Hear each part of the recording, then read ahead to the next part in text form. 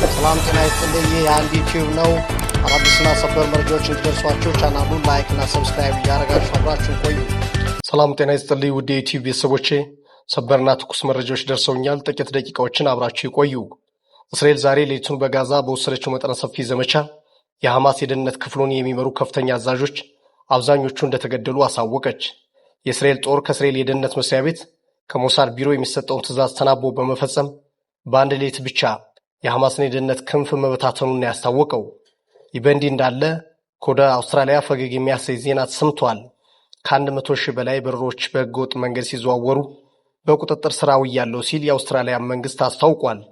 ከእጅ መዳፍ የሚበልጡ ትላልቅ በረሮችን ጨምሮ ዝርያቸው የጠፉ ቀደምት የበረሮ ዝርያዎችን በኒው ሳውዝ ዌልስ ላይ ሲዘዋወሩ ደርሼ በቁጥጥር ስር አዋልኳቸው በማለት የአውስትራሊያ የሀገር ውስጥ የመገናኛ ብዙሃን ዘግበዋል።